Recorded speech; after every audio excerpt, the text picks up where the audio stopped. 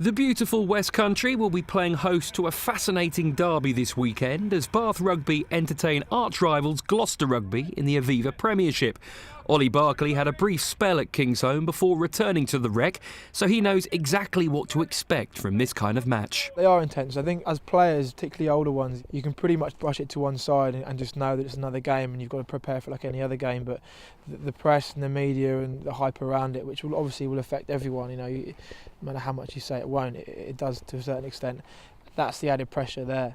It's talked about a lot more. People talk in the street a lot more about the game, and that it means a lot more to the supporters, so therefore it means a lot more to us. Lewis Moody was another one taking part in a team-building exercise courtesy of Land Rover at Eastnor Castle Experience Centre.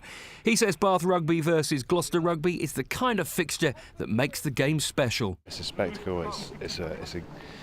It's two clubs with a great deal of history playing an impassioned game and a physical game, which gets everyone fired up. So it's one of the great things about this sport. The passion and the commitment that you have on the pitch, and the enjoyment that the fans get out of it. Despite beating Newcastle Falcons at the weekend, the team are still near the bottom of the league, but points on the board isn't the only thing driving the players forward. Local rivalry, although it's professional and all that sort of stuff these days, it still exists. Although I'm sure they were pals in the old days, really, but we're good pals, a lot of those Gloucester boys, which probably makes it a bit, more important that you play well. And we weren't very good when we played at their ground a couple of months ago, so plenty of reasons to try and do well, history being one of them. Bath Rugby will be hoping that when they do look back on the history books in a few years' time, season 2011-2012 will be deemed a success.